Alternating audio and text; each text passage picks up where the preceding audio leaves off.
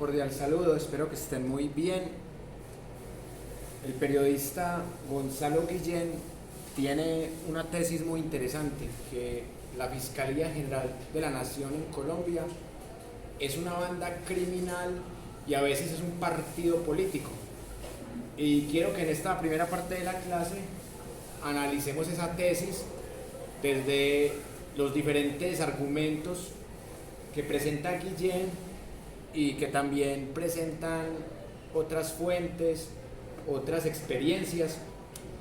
Es extraño que en un país como Colombia la fiscalía, que fue creada para que sea un ente acusador de corruptos, termine siendo una aliada de corruptos. Y también es impresionante que en la misma fiscalía haya personas como Angélica Monsalve, conocida como la fiscal de hierro, y también con detractores como Hacker Fiscalía, que la llama la fiscal de cartón. Ahorita vamos a discutir eso. Denuncie al fiscal general, a su jefe, por prevaricato y que nada pase. Y también puede suceder que el señor Francisco Barbosa termine su labor como fiscal y termine siendo presidiario, porque tiene muchos escándalos, empezando por el encubrimiento al fiscal Daniel Hernández, quien está hundido en tanto que el mismo periodista Gonzalo Guillén comprobó que él encubrió 200 homicidios del Clan del Golfo. ¿En qué país normal una fiscalía encubre 200 asesinatos de un grupo paramilitar? Una banda criminal, una banda al servicio del paramilitarismo y un partido político. Esa es la tesis de Gonzalo Guillén. Juanse, ¿tú qué opinas de esto? Hasta este punto, hasta podría generarse que la Fiscalía esté trabajando con el Clan del Golfo. Bueno, y esa tesis no solamente la defiende Gonzalo Guillén, que entre otras cosas es un periodista exiliado que han tratado de matarlo, que tiene muchas amenazas de muerte en contra, que ahí lo estaban viendo ustedes en el programa Palabras Mayores de Pablo Borges, en compañía de la fiscal Angélica Monsalve. ¿Y cómo podemos entender la fiscalía históricamente hablando? ¿Y por qué es importante la fiscalía en un país como Colombia? Ustedes saben que Colombia llegó a estar entre los países más violentos del mundo. Incluso nuestra ciudad, Medellín, fue hace 30 años, 32, 33 años, la ciudad más violenta del mundo. Entonces, por eso era importante que la nueva constitución inventara instituciones como la Fiscalía y como la Procuraduría para mejorar el narcoestado.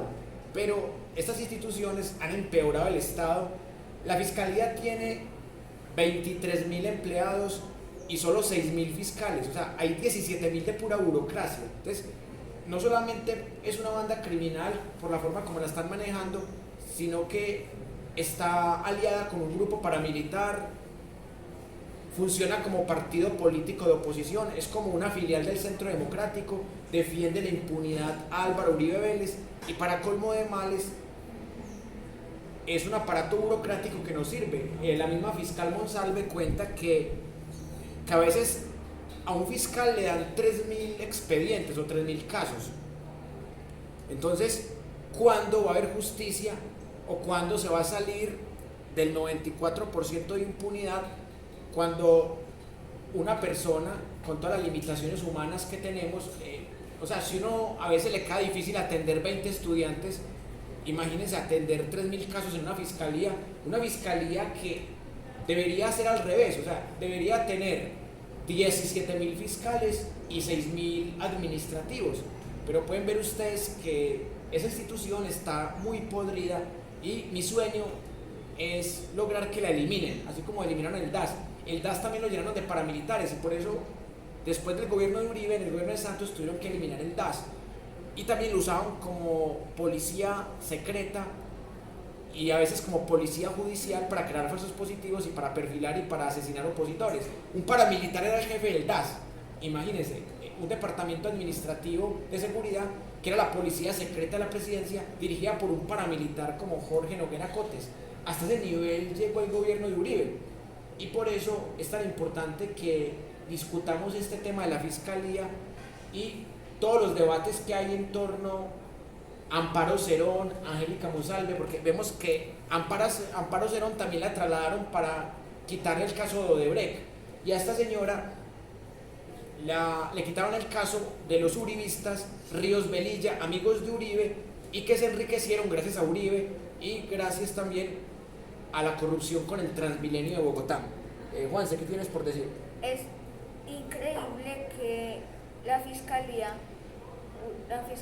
un partido para combatir la impunidad, funcione más como partido político, porque eso no se puede tolerar. Es que incluso que funcione como partido político, listo, porque es que es muy difícil separar lo jurídico de lo político. Y yo debato esto bastante con los abogados, porque ellos dicen, no, es que esa perspectiva es muy política, hay que meterle una perspectiva más jurídica. Pero así usted le meta perspectiva jurídica, va a tener algo de político. Porque si estamos hablando de 200 homicidios de un grupo paramilitar, narcoparamilitar, que no es solamente paramilitar, es un grupo narcoparamilitar, una banda criminal como el Clan del Golfo, que es dueña de gran parte del país. Si estamos hablando de encubrir homicidios de una banda criminal, de una banda narcoparamilitar, eso es delicadísimo, porque al fin y al cabo, que una fiscalía o una corte o un consejo de estado estén politizados, bueno, es más normal. Que hayan carteles de la toga, listo, ¿qué se va a hacer? Pero que la misma fiscalía sea una banda criminal, terrorista, aliada con grupos narcoparamilitares, eso es terrible. Por eso digo que estamos ante la peor fiscalía de la historia de Colombia, y eso que hemos tenido fiscalías terribles, como la del doctor Cianuro, Néstor Humberto Martínez, como la de Vivian Morales, como la de Luis Camilo Osorio, como la de Iguarán, como la de Grave. Hemos tenido fiscalías terribles, pero esta del fiscal Francisco Barbosa ya excedió todos los límites de la corrupción, de la mafia, de la delincuencia. ¿Tú qué piensas, Juan? Terrible que encubran tantos asesinatos. ¿Cuántos fueron? 200 muertes, y que las encubran y no hagan nada. Eso demuestra que ellos están trabajando con el Clan del Golfo. Y la pregunta es por qué una fiscalía encubre los homicidios de un grupo narcoparamilitar. Gonzalo Guillén les tiene la respuesta, yo también. Porque ustedes saben quién fue o quiénes fueron los que descubrieron el escándalo narcoelectoral de la ñeñe política. El escándalo con el que le compraron votos a Iván Duque Márquez en todo el Caribe colombiano. Gonzalo Guillén, La Nueva Prensa, Julián Martínez, que entre otras cosas, él fue también uno de los que documentó el escándalo de las chuzadas del DAS en el gobierno de Uribe. Entonces, cuando Gonzalo Guillén descubre el escándalo de la ñeñe política, él empieza a investigar los clanes del Caribe colombiano y se da cuenta que el fiscal Daniel Hernández encubrió los 200 homicidios del Clan del Golfo solo para encubrir la ñeñe política, porque si se descubrían esos homicidios, se descubría la ñeñe política, y si se descubría todo lo de la ñeñe política, no solamente se sabía que Iván Duque Márquez era un narcopresidente, sino también que el fiscal Barbosa es un narcofiscal. Entonces, por eso esa fiscalía es terriblemente mala, despilfarradora. Y ojo, que la fiscalía también es sospechosa de varias muertes. El suicidio del teniente coronel Oscar Darío Dávila, la principal sospechosa fue la fiscalía, y la fiscalía con medicina legal se investigó ella misma, y le convenía decir que el teniente coronel se había suicidado, le convenía esa versión más que a nadie, porque la principal sospechosa de haber matado al teniente coronel fue la misma fiscalía. Y un funcionario de la fiscalía que también amenazó hace 21 años a Richard Mauriaño, más conocido como hacker fiscalía, fue el mismo fiscal que amenazó al teniente suicidado Oscar Darío Dávila Torres. Entonces estamos ante una banda criminal peligrosísima. ¿Qué dices, Juanse? Todo esto de Iván Duque me recordó a lo de Ernesto Samper. Ernesto Samper fue matado por el cartel de Cali. El escándalo del proceso 8000 de un narcopresidente como Ernesto Samper Pizano. Pues lo mismo pasó aquí con Iván Duque. Y la ñeñe política. El Ñeño Hernández, de hecho, aparece en varias fotos con Álvaro Uribe Vélez y Iván Duque Márquez. Y fue a la posesión presidencial a VIP. O sea, ¿en qué país normal un presidente que se está posesionando el 7 de agosto tiene en su gente de VIP a un narcotraficante? Un narcotraficante que le compró votos. Y lo peor, después el Ñeño Hernández se fue a viajar A Brasil. Y apareció muerto. Y lo mataron. Y ahí está la teoría del reloj. O sea que parece que este señor tenía como un chip, una cámara en el reloj y no sé qué. Lo mataron dizque por robarle, pero esa muerte es tan extraña como la de Pedro Juan Moreno, que también hemos hablado aquí de ella. Entonces matan a Ñeñe Hernández para empezar a eliminar la evidencia de la ñeñe política. Y llega la pandemia. O sea, esa pandemia le cayó a Francisco Barbosa, a Iván Duque Márquez y a todo el uribismo como anillo al dedo, porque con esa cortina de humo de la pandemia pudieron tapar el escándalo de la ñeñe política. Y la denuncia que hizo el periodista Gonzalo Guillén ante la Fiscalía, ante la Procuraduría, ante la misma Corte Suprema de Justicia, todo eso se fue congelando y en toda parte congelaron eso. Entonces, ¿cuánto dinero habrán pagado para congelar eso? ¿Cuánta gente habrán matado? Aparte de los 200 homicidios del Clan del Golfo y aparte de la extraña muerte, el extraño asesinato a el narcotraficante Ñeñe Hernández. ¿Qué dice Juan? Es que esto es terrible como con esta pandemia taparon también algunos escándalos de ministros, como por ejemplo los bonos de agua a Carrasquilla o el robo de Karen Abuinen a los 70.000 millones de pesos. A Mintic, a la tecnología de la niñez. Claro, es que esa pandemia le cayó como anillo al dedo, no solamente a Iván Duque y al uribismo, sino que a todos los gobiernos corruptos del mundo esa pandemia les cayó como anillo al dedo. Es triste reconocerlo, pero mientras que morían personas por esa pandemia, tapaban los escándalos y lamentablemente nos toca esperar hasta febrero de 2024 hasta que llegue una nueva fiscalía. Y otra cosa curiosa, que es un patrón macrocriminal, siempre que hay un fiscal o una fiscal que está investigando a Uribe o a un amigo de Uribe o a Sarmiento Angulo o a una empresa de Sarmiento Angulo, siempre que hay un fiscal investigando un caso de esos, Francisco Barbosa lo traslada, le quita el caso, lo amenazan.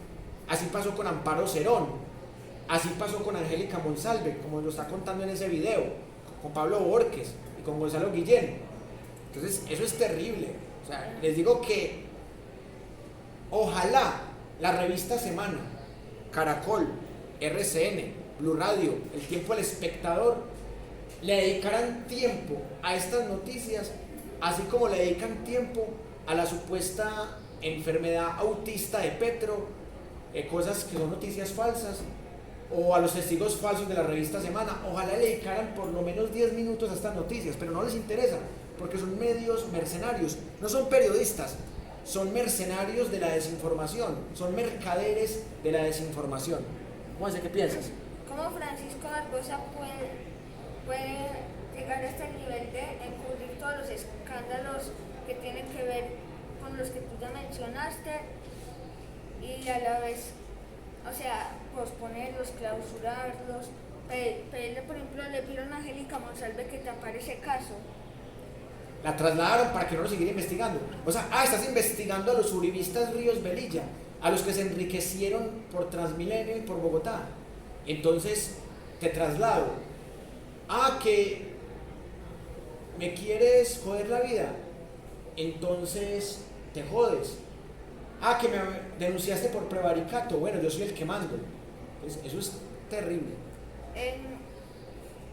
Y también el hecho de que Hacker Fiscalía hable sobre Angélica Monsalve como una fiscal de papel. De cartón. De cartón. Ah, sí. También es muy malo. Ah, bueno, pero eso es otra tesis, porque la tesis de Gonzalo Guillén, pues vamos a seguir investigando, porque en la Nueva Prensa está toda la documentación de la ñeñe política. O sea, la Corte Suprema de Justicia no sirve, lamentablemente. La Fiscalía no sirve, la Procuraduría no sirve, el Consejo de Estado no sirve. Pero hay una buena noticia para el pueblo colombiano y para la democracia. El próximo febrero de 2024 hay cambio de fiscalía y está entre 3 mujeres que han investigado gran cantidad de delitos y de terrorismo. Está entre Amparo Cerón, que Barbosa la cambió y le quitó el caso de Odebrecht para que no investigara a su amiguito Sarmiento Angulo y para que no compareciera ante ella los expresidentes Pastrana y Uribe. Está Amelia Pérez, que investigó la masacre del Aro, de la cual es sospechoso Álvaro Uribe Vélez y que fue perpetrada por paramilitares y por la cual mataron a Jesús María Valle, por la cual murió extrañamente Pedro Juan Moreno, por la cual mataron terriblemente a 2 empleadas, 2 funcionarios del aeropuerto La Herrera. Y está Ángela María Buitrago, que investigó el terrorismo militar de la retoma al Palacio de Justicia de Plazas Vega, que investigó la infiltración paramilitar en el DAS, que investigó casos de parapolítica y de falsos positivos. Así, o sea que cualquiera de las 3 que quede como fiscal va a hacerlo mucho mejor que Francisco el Ñeñe Barbosa. Y sobre lo que tú preguntas de Hacker Fiscalía, eso es otra tesis que también requiere comparación de fuentes. O sea, ¿por qué Richard Mauk Riaño, exiliado del gobierno narcoparamilitar de Uribe, le dice a Angélica Monsalve la fiscal de cartón y no la fiscal de hierro? Porque él encontró unos tweets del año 2016 y también del año 2020 donde ella defiende el uribismo, y esos tweets Hacker Fiscalía demostró que eran verdad, pero ella los borró y bloqueó a Hacker Fiscalía y no quiso hablar más con él. Entonces la fiscal de hierro a veces es fiscal de cartón. O sea, contra Barbosa y contra esta mafia narcoparamilitar fue una fiscal de hierro, pero en su actitud con el Hacker Fiscalía, otro exiliado de la Fiscalía narcoparamilitar fue fiscal de cartón, porque ella no debería avergonzarse de su pasado. Yo sé que es muy penoso haber dicho que ella era uribista, pues normal.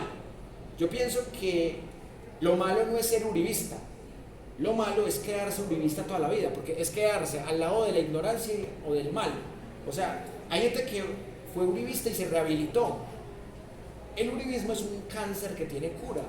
El uribismo se cura con historia, con educación, con pensamiento crítico, con indignación, reconociendo que el uribismo lleva 21 años haciendo daño al país.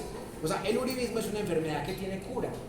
Pero Hacker Fiscalía la emprendió contra ella porque ella no le quiso aceptar que ella era uribista y ella lo bloqueó en Twitter, llamada ahora X, y después de eso Hacker Fiscalía hace un video donde dice que ella es el caballo de Troya del uribismo, que ella todavía es uribista, que en esa parte yo estoy de acuerdo con Hacker Fiscalía.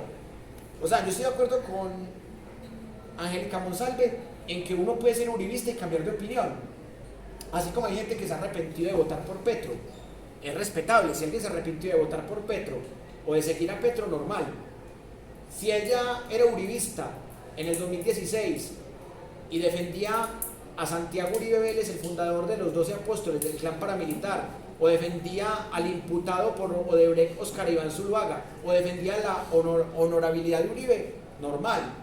Ella en ese momento estaba engañada, era uribista, pero ella se siente tan avergonzada de haber sido uribista que ella eliminó los trinos de esa época, pero a Hacker Fiscalía le mandaron los pantallazos y por eso de ahí viene la pelea y por eso él la llama fiscal de cartón. Pero más allá de la pelea de ellos dos y de que ella lo haya bloqueado, ambos son víctimas del mismo sistema narcoparamilitar de la fiscalía uribista. Juanse, ¿qué piensas? Es que cuando en el gobierno de Gaviria se creó la fiscalía, en ningún momento de la Constitución decía la fiscalía tiene que cubrir a políticos o expolíticos. Lo que decía es que la fiscalía tiene que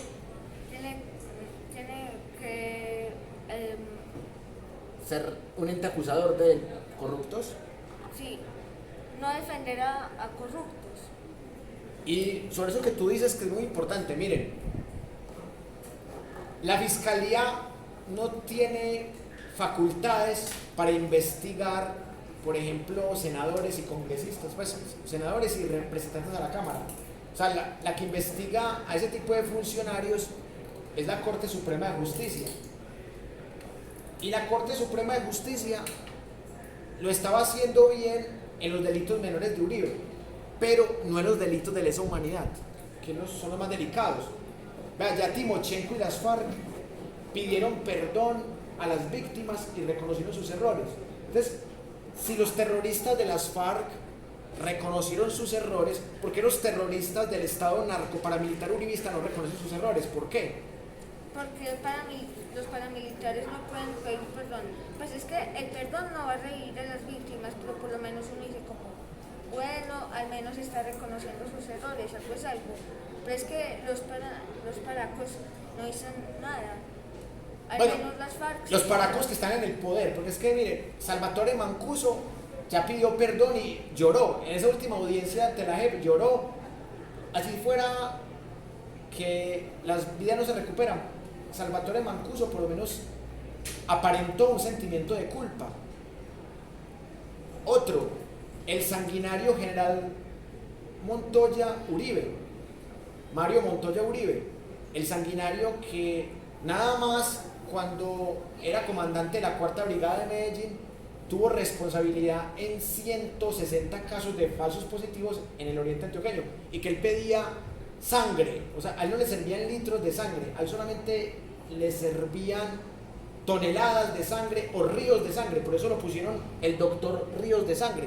Él también chilló y pidió perdón en la JEP, pero cuando Juan Manuel Santos, Marta Lucía Ramírez, Álvaro Uribe Vélez van a pedir perdón y van a chillar también por lo menos, o sea, porque es que ellos se creen buenos, ellos creen que ellos no tuvieron que ver, pero ellos sí tuvieron que ver. Entonces ahí es donde uno le da rabia, porque hasta los terroristas de las FARC, que eran ilegales y que por ser ilegales no tenían tanta responsabilidad con el Estado como los que son terroristas legales, y no han pedido perdón y parece que se van a ir a la tumba sin pedir perdón, y lo peor de todo, sin pagar un día de cárcel.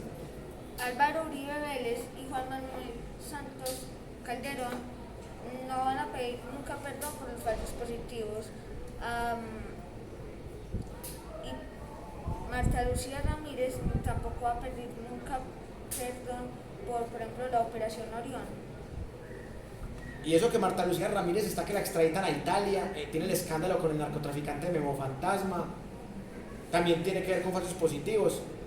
Vea, ya para terminar esta parte y mostrarles la última fuente para que nos vamos al primer descanso, miren,